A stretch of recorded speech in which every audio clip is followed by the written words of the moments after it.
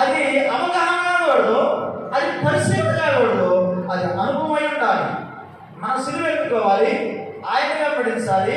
ఎవరి అనుభవంలో నడవాలి? ఆయన అనుభవంలో నడవాలి. ఆయన అనుభవం మన అనుభవంగా మమేకమై నడవాలి. ఆమేన్. సో జస్ట్ ఉపయోగాలు ఇంట్రడక్షన్. ఈ ఇంట్రడక్షన్ మనం అర్థం చేసుకుంటే ఈ సంవత్సరం లేకపోతే ఈ 6 వారాలు మనం ధ్యానం చేసే వారాలు మనకు అర్థం అవుతుంది. సిలువను గురించి ఇన్ఫర్మేటివ్ వేలో నీకు అర్థం కాకూడదు. సిలువను గురించి నీకు జస్ట్ ఒక అవగాహన ఉండకూడదు, దాని గురించి ఒక అనుభవం ఉండాలి. ఎందుకంటే సంఘం ఇంకో కొద్ది దినాల్లో దేవుడిని ఎదుర్కోబోతుంది. కాలం పరిపూర్ణం అయిపోయింది, సంపూర్ణం కాబోతుంది. ఆమె ఎప్పుడు వస్తుందో తెలియదు. ఇప్పుడు ఉన్న సంవత్సరాలు ప్రవచనాత్మకమైనవి కావు, కృపలో ఉన్నవి. ప్రవచనము 70 వారాలతో ఆగిపోయింది. దేవుడి వాక్యంలో రాయబడింది, మెస్సీయ కట్ ఆఫ్ అయిపోయిన తర్వాత అప్పటికి 69 ఏళ్ళు జరిగిపోతుంది, 69 వారాలు జరిగిపోతాయి. దాని రంగంలో ఉన్న వివరణ ఇది. 70వ వారం జరిగితే పరిపూర్ణం అయినట్టు. కానీ 70వ వారానికి 69 మధ్య 69కి 70కి మధ్య ఉన్న ఈ కాలాన్ని దేవుడు దీన్ని గ్రేస్ పీరియడ్ అని అన్నాడు, కృపాకాలం. మనం కృపలో ఉన్నాం. ఇది ప్రవచనాత్మకంగా పలానా టయానికి ముగించబడిందని చెప్పలేదు కనుక మనం పలానా టైం దాకా టైం ఉంది కనుక మనం ఎప్పుడోకప్పుడు మారవచ్చు అనుకోవడానికి వీలు లేదు. ఏ క్షణంలో జరిగిందో తెలియదు. కాబట్టి శిష్యులు అప్పుడే వచ్చేస్తున్నాడని ప్రకటించేశారు, ఆయన దగ్గరలో ఉండడానికి ప్రకటించాడు కదా. కారణం ఏంటంటే పలానా రోజు వస్తానని చెప్తే పలానా రోజు దాకా టైం ఉందని చెప్పేవాడు, చెప్పలా విషయం. అంటే ఈ సంవత్సరాలకు ప్రవచనాత్మకమైన నిర్ధారణ లేదు కనుక, ఎప్పుడు వస్తాడో తెలియదు కనుక, కాలం పరిపూర్ణమై ఆయన సమయంలో చూసినవన్నీ ఆటోమేటిక్గా జరిగిపోతూ అంచుకు వచ్చేసే కనుక సిలువను కూర్చిన సంఘానికి అవగాహన ఉండకూడదు, పరిశీలన ఉండకూడదు, అనుభవంలో ఉండిపోవాలి. ఏమండాలి? అనుభవం ఉండాలి మనకి, అవగాహన ఉండకూడదు. మా పాస్టర్ చెప్పాడండి, ఆయన చెప్తున్నప్పుడు నాకు కన్నీరు కారిపోయి, సో ఆయన మీద మనం సింపతి చూపించాల్సిన అవసరం లేదు. 23వ అధ్యాయంలో లోకాసువార్తలు ఏమన్నాడు? యెరూషలేము కుమార్తెను చూసి నా నిమిత్తము మీరు నడవమాకండి. ఆయన మీద సింపతి కాదు, ఆయన విశ్వసిస్తే సరిపోయేది. జరగబోయే కార్యాల గురించి ఆలోచన చేయండి, వారి కోసం కన్నీరు కాచి ప్రార్థన చేయండి. నన్ను గురించి ఏడవమాకండి. మీరు ఏడ్చినది జరిగింది, మీ ఆడకపోయినా జరిగింది. మీరు 3వ దినాలు లేవడం అది అగత్యం. నిశ్చయంగా ఆయన 3వ దినాలు లేకపోతాడంతే. అయితే ఆయన మీద సింపతి కాదు, ఆయన మీద విశ్వాసం ఉండాలి. ఆయన కొరకు జీవించే ఒక సిలువ మనం ఏం చేయాలి? దేవుడి కొరకు మన భుజం మీద ఉండాలి. ఆమేన్. హల్లెలూయా. దేవుడు పెట్టారు. సిలువను కూర్చిన విషయంలో నీకు ఇన్ఫర్మేటివ్ వేలో వాళ్ళు చెప్తే విన్నాను, వీళ్ళు చెప్తే విన్నాను అనే ఒక సమాచారం ఉండకూడదు. నువ్వేదో ఊహించుకొని ప్రత్యమానంటే ఏమన్నా ఉంటుంది, వేపదా, తీగదా, రోజు గుడ్డ, లేకపోతే ఇంకేంటిది అది అని నువ్వే ఒక ఊహించుకొని ఒక ఊహాగానాల్లో యేసు ప్రభువు వేసిన సిలువ కూడా కాస్ట్లీ సిలువ ఉంటుంది అనేటప్పుడు మనం చాలా మంది అన్నవాళ్ళు తమ్ముళ్ళు వేస్తూ ఉంటారు కదా నడవలో, కాస్ట్లీ క్రాసెస్ సిలువే అంటారు లేదు, కాస్ట్లీ అంటారు అంతేనా? సో అట్లాగా మనం ఆయన సింపతి చూపించాల్సిన అవసరం లేదు. అవగాహన ఉండకూడదు, పరిశీలన ఉండకూడదు. కేవలము దేవుడి విషయంలో నీకు అనుభవం మాత్రమే ఉండాలి. ఎందుకంటే సంఘము ఆయన ఎదుర్కోవడానికి చాలా చేరుకు వచ్చేసింది కనుక. ఆమేన్. హల్లెలూయా. సో ఈ సంఘము సత్యంలోకి నడపడం కోసం 2 స్తంభాలు మీకు ఉన్నాయి, అటు మీద రానుకున్నారు. దాని మీద సంఘం నడిపించబడుతుంది. అయితే మూలం మాత్రం దేవుడే. ఆమేన్. మూలం ఎవరు? పునాది ఎవరు? ప్రాముఖ్యం ఎవరు? ఆయనే. ఆయన ఎన్నుకున్న 2 స్తంభాలనే దేవుడు స్థిరపరిచి ఏం చేస్తున్నాడు? భారమంతా వారి మీద చేశాడు. అయితే నువ్వు ఇన్ఫర్మేటివ్గా ఉన్నమాట ఒక అనుభవంలోకి వచ్చేసాడు. మనకి చాలామందికి ఇన్ఫర్మేటివ్ విషయాల్లో ఏమన్నా అనుభవం ఉంటుంది, అనుభవం ఉండాల్సిన వాటి విషయంలో ఏమన్నా జస్ట్ అవగాహన ఉంటుంది అంతే. పాపాన్ని గురించి నీకు అవగాహన ఉండాలి. ఇది తాగితే చచ్చిపోతాం, ఒక విషయం తాగితే, ఒక మందు లేకపోతే ఒక పాయిజన్ తాగితే ఏమైపోతాం? చచ్చిపోతామో ఏదో తాగుతామంటే అదేంటి ఖచ్చితంగా అనిపించేనా అంటారు, అంతేనా? తాగితే చచ్చిపోతాం అనేది అవగాహన అంతే, అది సత్యం, అది నువ్వు నమ్మాలి. కాదు నేను దాంట్లో అనుభవం కలిగి ఉంటానంటే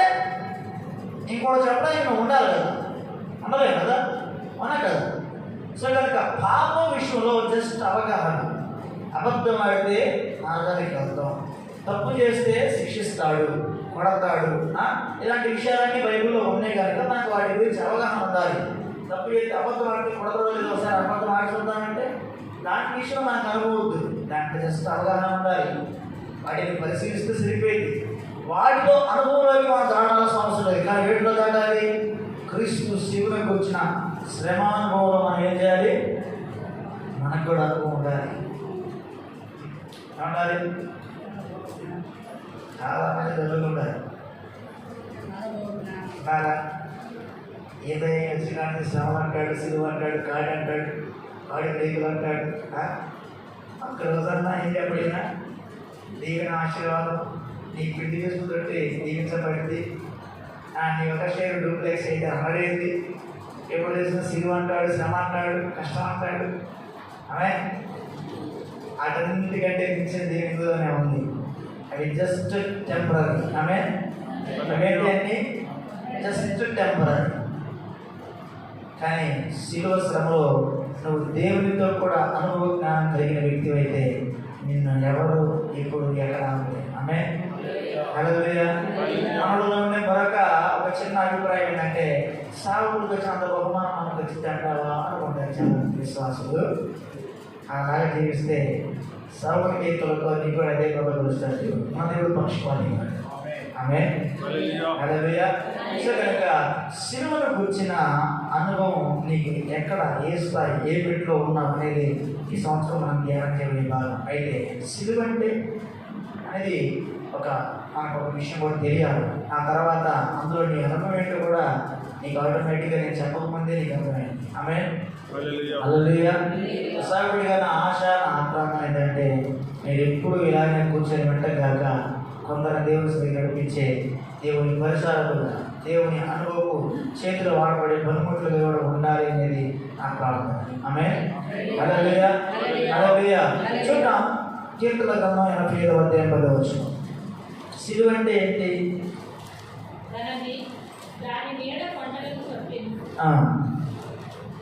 85:10 వచ్చిన కీర్తన.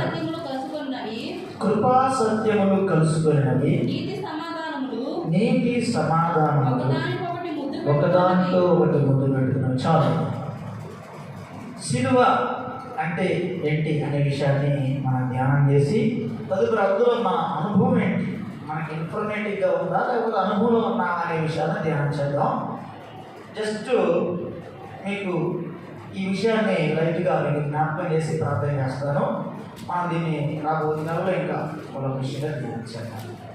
సిలువ అంటే ఏంటి అంటే జస్ట్ 2 చెక్కలు, ఆయన ఏలబడ్డాడు, రక్తం కార్చాడు. మనం సిలువ ధ్యానాల్లో లేకపోతే సిలువ విషయాల్లో బైబిల్లో చదివినప్పుడు మనకి ఆ విషయాలు అర్థమైనప్పుడు మనకి అర్థంగా దుఃఖం పొంగిపోయింది అనే విషయాలు మనకు అర్థమవుతా ఉంటాయి. సంతోషం, మంచిది, అవన్నీ నిజాలు, అది అబద్ధాలు కాదు. అయితే నిజంగా యేసు ప్రభు సిలువ అందుకేనా అందరితో ఆగిందా అని అంటే కాదు. సిలువ ద్వారా కొన్ని కార్యాలు దేవుడు చేశాడు. ఎప్పుడు కలవనివి, ఎప్పుడు జరగనివి దేవుడు సిలువ ద్వారా జరిగింది. అవి మనం ధ్యానించాలి. ఆమె ఉదాహరణ చెప్పంటారా అంటే మీకు అర్థమయ్యే భాష చెప్పాలంటే పిలాతు, హేరోదు మధ్యశత్రుడు. ఎప్పుడైతే ఈయన తీర్పుల కోసం ఆయన దగ్గరికి తిప్పబడ్డాడో అప్పుడు వాళ్ళిద్దరు ఫ్రెండ్స్ అయిపోయారు. ఏమైపోయారు?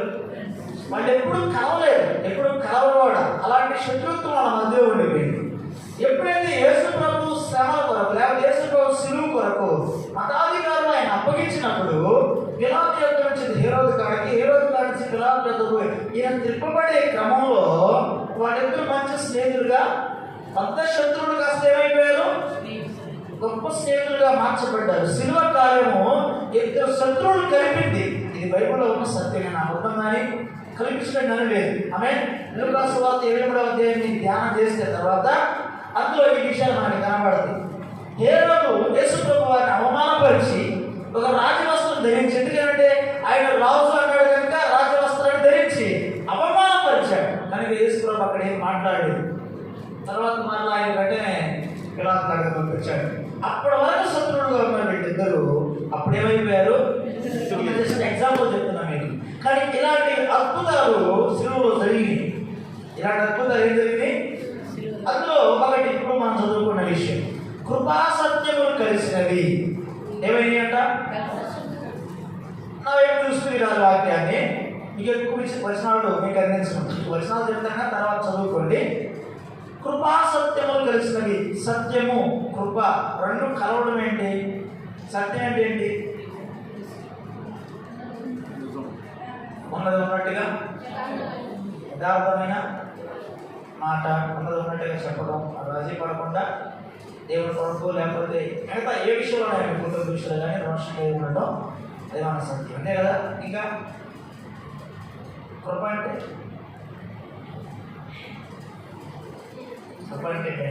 లేని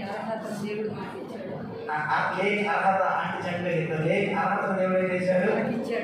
ఇక్కడ అందరం చదువుకున్న వాడు మ్యాక్సిమం కనుక మనకి పాస్ మార్క్ 35 అంతే కదా. ఇప్పుడు ఎన్నో తీసి నేను చదువుకున్నప్పుడైతే అంటే 33 వచ్చింది.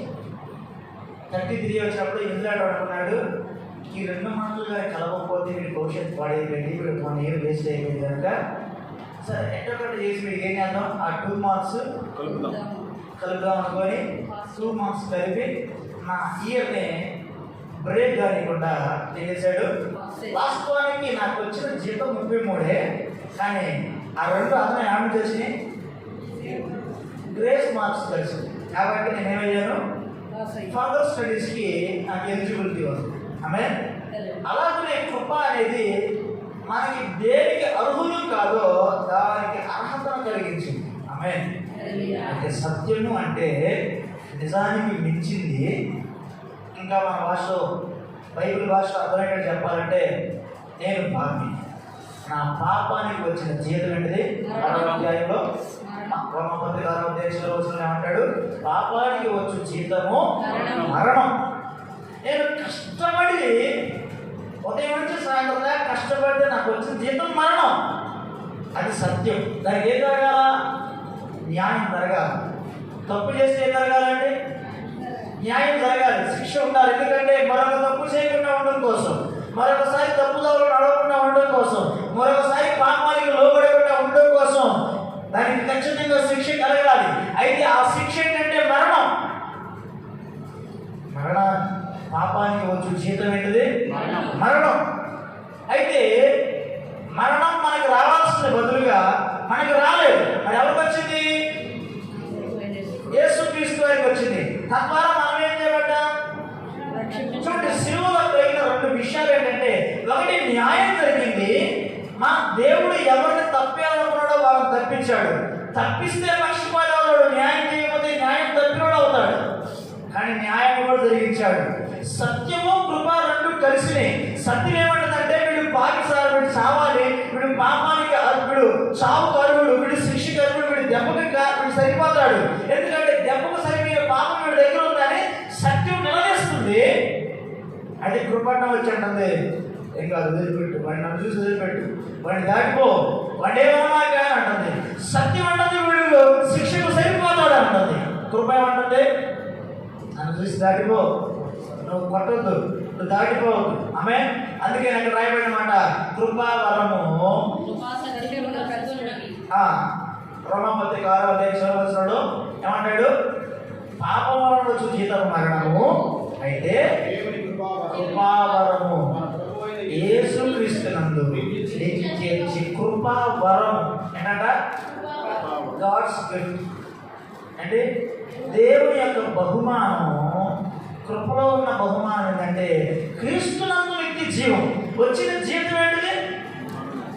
మరణం. వచ్చిన బహుమానం ఏంటిది? మనం కష్టపడితే వచ్చింది చావు. అయితే దేవుడు ఉచితంగా ప్రేమించి ఇచ్చిన గిఫ్ట్ ఏంటంటే జీవం. అది ఎలా సాధ్యం? అందుకని దేవుడు న్యాయం తప్పాడా? దేవుడు అన్యాయస్తుడా? దేవుడు తన వారిని పక్షపాతం కలిగి ఏం చేస్తాడు? చూసేస్తున్నాడు పోయాడన్నా? కాదు కాదు, న్యాయం జరిగింది, శిక్ష పడింది.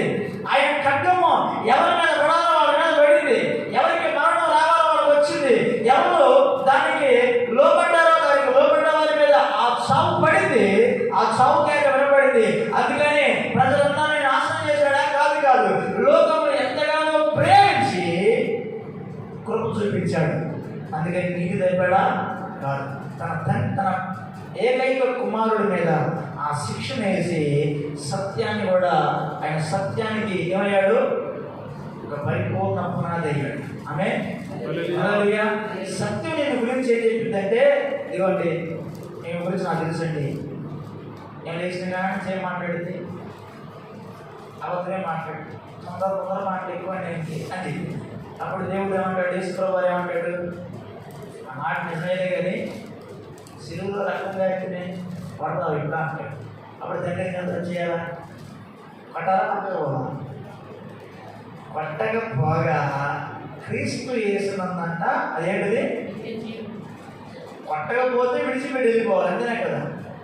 ఏం చేయాలి, ఒకటే కొట్టమన్నా కొట్టాలి, లేకపోతే అనితో నాకు ఎందుకులే అన్నాడు బైబిల్లో.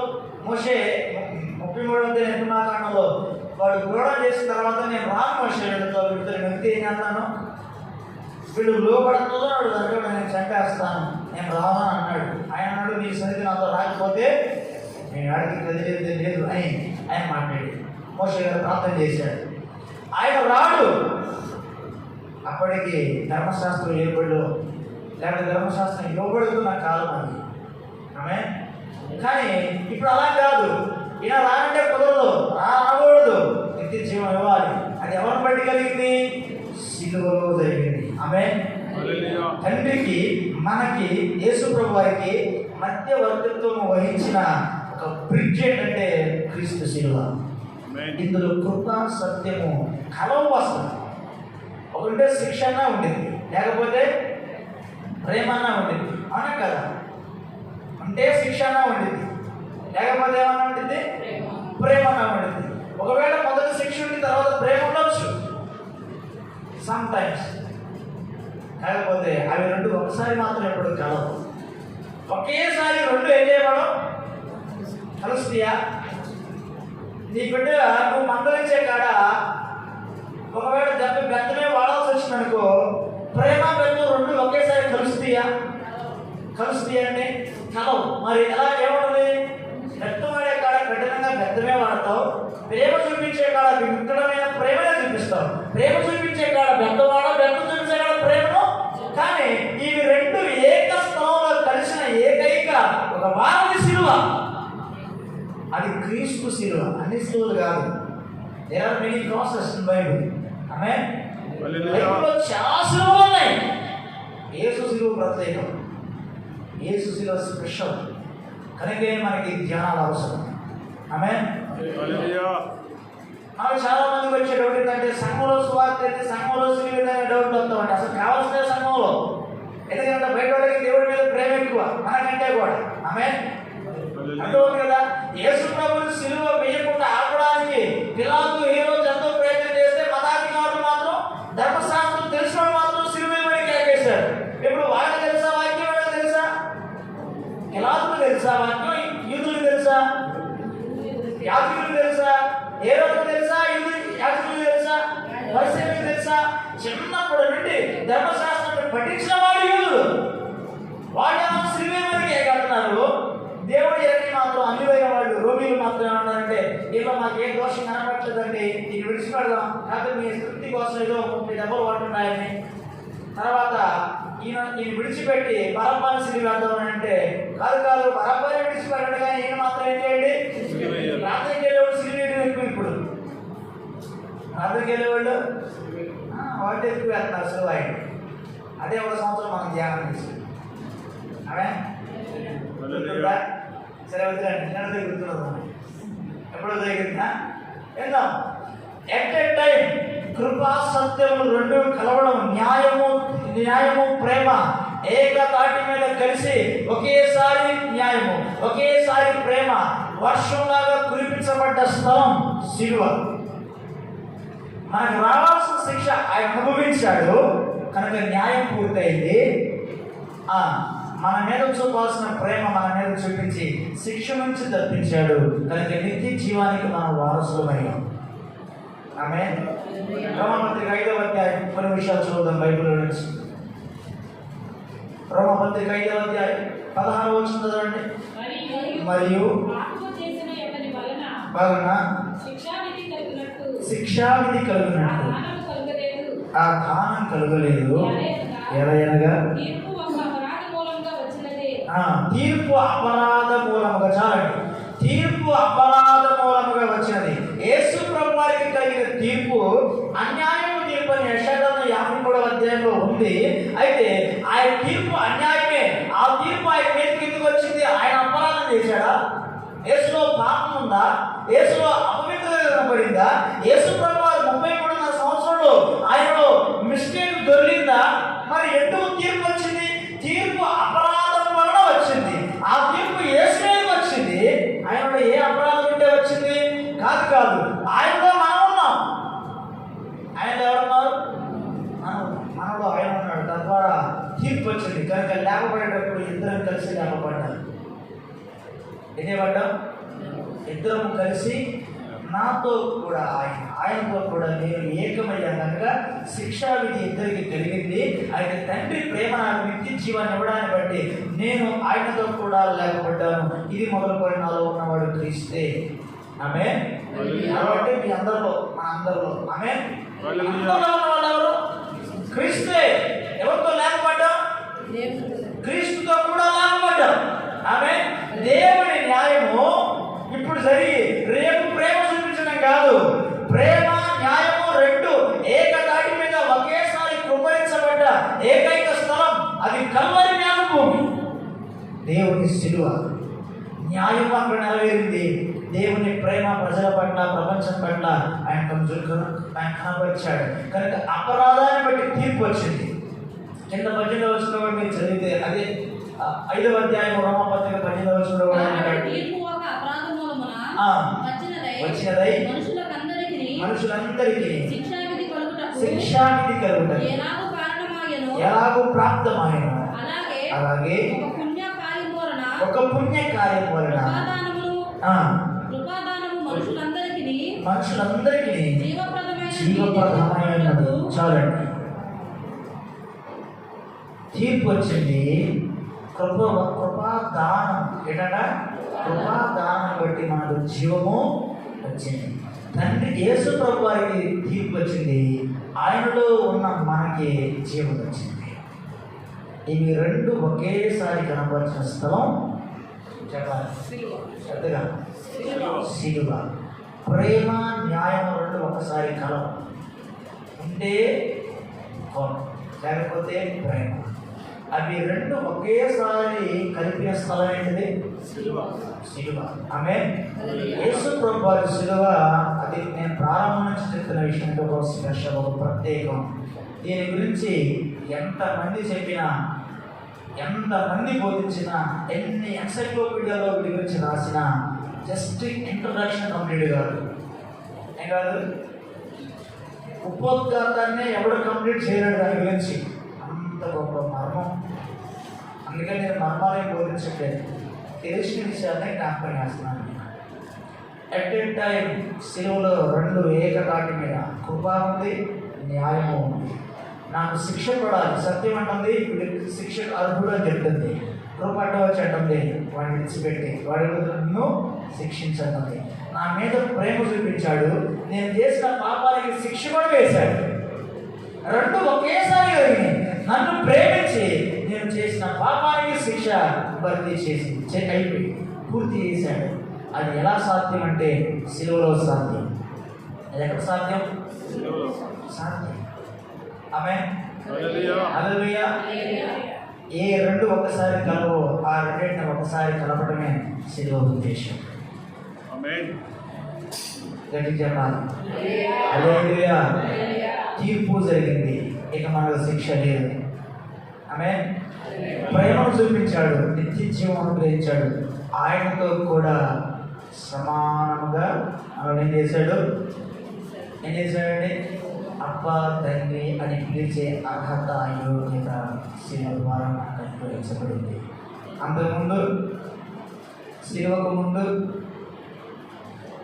చెప్పాలి. శిలువకు ముందు ఎలా ఉంది? ఆవరణం దాకా రావాలి, చేతులు పెట్టుకోవాలి. అయ్యగారు నేను సమాధానం బలి తీసుకొచ్చిన అనాలి, లేకపోతే అయ్యగారు నేను పాప పరిహారంతో బలి తీసుకొచ్చిన అనాలి. అయ్యగారు నేను ఏమనుకున్నాను సమర్పణ అంటే యోచిస్తాం కదా, అనుకుంటాం కదా. ఆయన స్వచ్ఛమైన అర్పణ, స్వేచ్ఛ అర్పణ తీసుకొచ్చారని ఎక్కడ ఉండాలి? మందిరపు ఆవరణం కాడే ఉండాలి. అందుకని దావీదు ఆయన కీర్తన అంటే మందిరపు ఆవరణం ఎలా ఉన్నాను? వలీవా ఆవరణం తగ్గే వాళ్ళకి ఆడంత గొప్ప రాజు కూడా ఏడగా కాగల. కొంతమంది రాజు సాహసాలు చేశారు బైబిల్లో, కానీ వాళ్ళు ఎలాంటి స్థితి అనుభవించారు? ఉజ్జియా ఇద్దరు ఉన్నారు. మందసం చేసి చనిపోయిన వాడు ఉజ్జియా. ఆ తర్వాత రాజు ఉజ్జియా ఉన్నాడు. వీడు యాజకుల్ని ఎదిరించి నేను అర్హుడు కాదా బలి అర్పించడానికి అని చెప్పి మన ఆడికి భయపడి అడిగాడు. ఏమైంది? అక్కడే పురుగులు పోయి చచ్చిపోయాడు. ఆయన లాక్కొచ్చారు బయటికి. అదొకటి కదా. ప్రియ దేవుడారా, దేవుడి వాక్యాన్ని ఆలోచిస్తే శిలువకు ముందు శిక్షకు అక్కడే పనిష్మెంట్ అనేది వచ్చింది. అక్కడ చేసిన పాపానికి తీర్పు అనేది వచ్చింది వెంటనే, అప్పుడే కలిగింది. కాకపోతే శిలువలో మాత్రం లేదు. శిక్ష ప్రేమ రెండు ఏకమై అది ఒక మహావరదలాగా ప్రవహించిన స్థలం శిలువ. ఆయన న్యాయం తప్పలేదు. తన అద్వితీయ కుమారుని శిక్షించాడు. ఆయన ప్రేమను కోల్పోలేదు. కఠినుడు అండి. ఆయన చాలా కఠినంగా ప్రవర్తించి అన్యాయంగా మనుషుల్ని ప్రాణాలు చేస్తున్నాడు అంటే అనడానికి మన దేవుడు ఎవరు కాదు? షార్ట్ టెంపర్ కాదు, సైకో కాదు, అంతనే కదా. ఆయన ప్రేమమయుడు. ప్రేమను కనపరిచాడు, న్యాయాన్ని నెరవేర్చాడు. కనుక ఆయన ఏమై ఉన్నాడు? ప్రేమామూర్తి అయి ఉన్నాడు. సర్వలోకము పాలించు న్యాయాధిపతి అయి ఉన్నాడు. ఆమేన్. హల్లెలూయా. శిలువ అంటే ఏంటంటే ఏ రెండు కలవలేవో అవి రెండింటినీ కలవడమే శిలువ ఉద్దేశం. ఏ రెండు కలవో ఒకేసారి ఎక్కడ ఒక మనిషి ఎప్పుడు రెండు పనులు ఒకసారి చేస్తాడా? అలాగనే ప్రేమ ఏం కాదు, శిక్ష ఒకేసారి రాదు. ఇంకా నిద్రపోతారు కదా, పని చేస్తారా? నిద్రపోతారా? ఎక్కడ రెండు పనులు జరగవు కదా, జరుగుతాయా? ఏ పని ఎక్కడ అంటే రెండు పనులు ఒకేసారి జరగవు. కానీ సినిమాలో అవి రెండు జరిగినాయి. న్యాయం నెరవేరింది, న్యాయాధిపతి పేరు వచ్చేసింది ఆయనకి. అందుకని ఆయన కఠినుడు అంటే కాదు, ఆయన ప్రేమాస్వరూపి, ప్రేమామయుడు. నెహెమ్యా రాయబడింది, వాటి ఎన్నిసార్లు నేను ఎదిరించిన నువ్వు క్షమించడానికి శబ్దమాసరి దేవుడు అని రాయబడింది. భోజనం పెడుతున్నాడు, ఇంకా నీళ్ళు ఎత్తున్నాడు, వాళ్ళకి ఏ అవసరం తిరుగుతున్నాడు. అయినా కానీ వాళ్ళు ఏం చేస్తారు? పొద్దుగులు వెనక్కి తిరిగి దేవుడిని ఆయన్ని సడుగుతూ ఆయన బాధిస్తూ ఉన్నప్పటికీ దేవుడి వాక్యంలో రాయబడింది, నువ్వు ఎన్నిసార్లు వాడి మీద కోపంలో తిరగబడ్డా నువ్వు మాత్రం నిత్యము క్షమించడానికి ఎలా ఉన్నావు? సిద్ధ మనసు కలిగి ఉన్నాడు. ఏమన్నాట? ఎప్పుడు ఎల్లప్పుడా ఒక కాలం వరకేనా? కాదు. ఆయన వచ్చేంత వరకు క్షమించడం ఆయన సిద్ధ మనసు కలిగి ఉన్నాడు. ఆమె న్యాయము జరిగింది. నీకు శిక్ష రావాలి, నాకు శిక్ష రావాలి, మనందరికీ శిక్ష రావాలి. ఎందుకంటే మనం కష్టపడి సంపాదించిన జీతాన్ని, దాని పేరు మరణం. అయితే ఆ జీతాన్ని క్రీస్తుకి ఇచ్చేసాడు. కృప, వరం, దానం, జీవం, నిత్య జీవం ఆయన మనకి ఇచ్చేశాడు. ఏంటి ప్రభా అంటే, నువ్వు శత్రువే కానీ ఇప్పుడు కాదు, ఇప్పుడు నాకు బిడ్డవే. నన్ను అబ్బా అని పిలవచ్చు, తండ్రి అని పిలవచ్చు, నాదా అని పిలవచ్చు. ఇంకా నాదా అంటే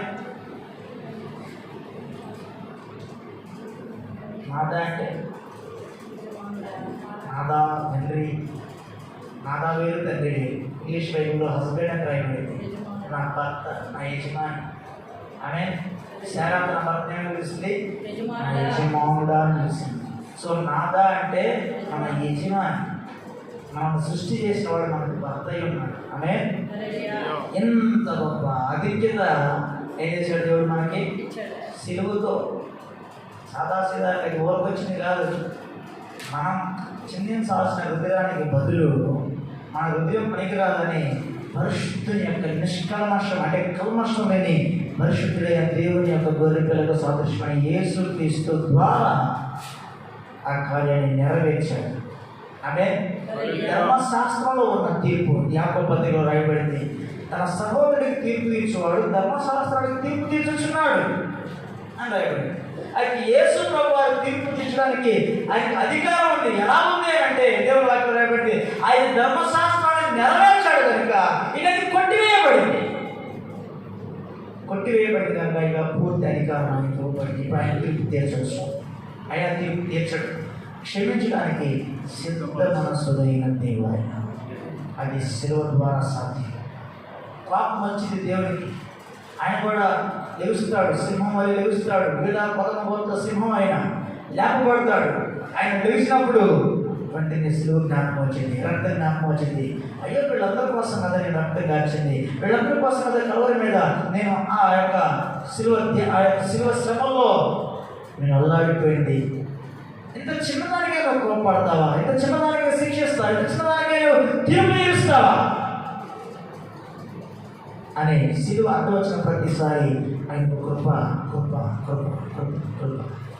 ఎందుకంటే న్యాయతప్పుడు న్యాయాధిపతి, అబద్ధమానుడు సర్వశక్తిమంతుడు, ఆయనే సత్యమై ఉన్న దేవుడు.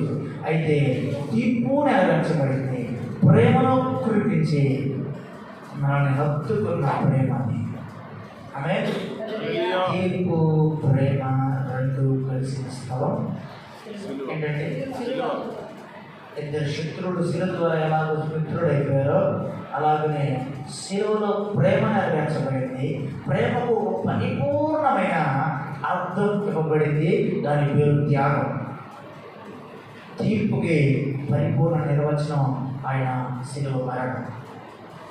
తన కుమారుని మరణానికి అప్పగించాడు కనుక తీర్పు జరిగిపోయింది. ఆయన నన్ను ప్రేమించి ఆయనతో కూడా లేపి ఆయన సింహాసనాలు నీకు నాకు భాగ్యాన్ని చదివేశారు. అది కృపావారు. ఆమె రెండు ఒకేసారి కనబడి అందులో వేసుకోవడం అపరిష్ట అన్నావా, గంటకోసారి మారేవాడు అన్నావా? అది కాదు. ఎవరైనా సర్వాంతర్యామి సర్వజ్ఞాని. సర్వాంతర్యామి అంటే అన్ని స్థలాల్లో ఎక్కడే ఉండేవాడు, ఒకేసారి అన్ని స్థలాల్లో వ్యాపించున్నవాడు. సర్వజ్ఞాని. ఆమె సకల జ్ఞానములు ఆయనలోనే ఉంది. అలాంటి దేవుడు కాసేపట్ట మానడు. ఎప్పుడు క్షమించటకు సిద్ధ మనసులైన దేవుడు. ఆమె ఎప్పుడు క్షమించడు కాబట్టి ఎప్పుడు పాపం చేద్దామా? కృప ఉంది కాబట్టి అందుకని పాపానికి మనం ప్రేరేపించబడదామా? అట్టలు కాదు.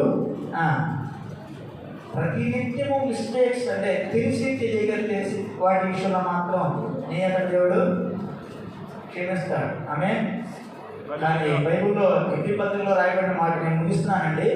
ఎబ్రీ పత్రికలో రాయబడిన మాట అనుభవపూర్వకమైన పాపం చేస్తే అట్టి వాటిని గుణపరుష్ట అసంభవం అని రాయబడింది, అసాధ్యమని రాయబడింది.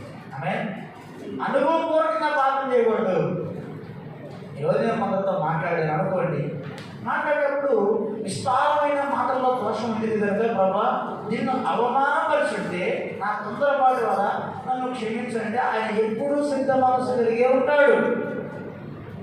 అడగకుండా నాకంటే ఆ తమ్ముడు పెద్ద పాపి పరిచయం చేసిన ప్రార్థనలా ఎట్లాగా పరిచయం ప్రార్థన చేసినట్టుగా నేనే అంత పెద్ద పాపిని కాదు, ఆడే పెద్ద పాపి, ఆమె పెద్ద పాపి, ఆమె ఎంత దుర్మార్గుడు, ఈడంత దుర్మార్గుడు అని మనమే తిరుగుతూ ఉంటాం. అందుకనే యాకోబు పత్రిక అన్నాడు, తన సహోదరుడు తీర్పు తీర్చి ప్రతివాడు ధర్మశాస్త్రానికి తీర్పు తీరుస్తున్నాడు. ధర్మశాస్త్రానికి తీర్పు తీర్చినట్టండి. ధర్మశాస్త్రానికి తీర్పు తీర్చలేదు, ఎందుకంటే దాన్ని నెరవేర్చాలి.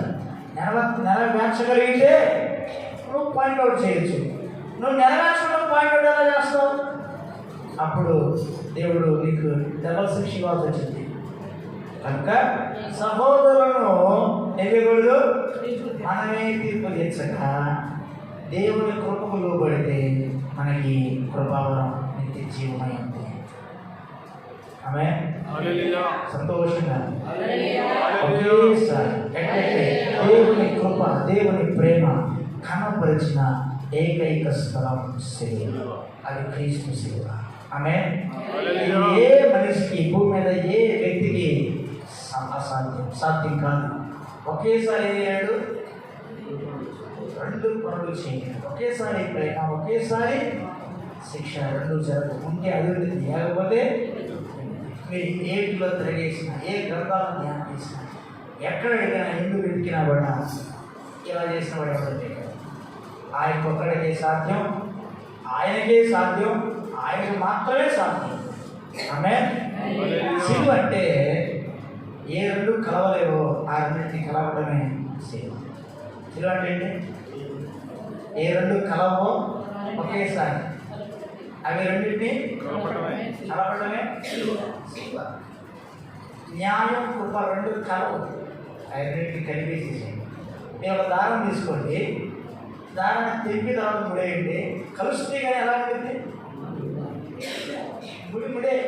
కానీ న్యాయం, కృప రెండు అతి ఎదగట్టు అంట. ఇప్పుడు మళ్ళా ఆ మాట చదివి ప్రార్థన చేద్దాం. 55వ అధ్యాయం 10వ వచనం.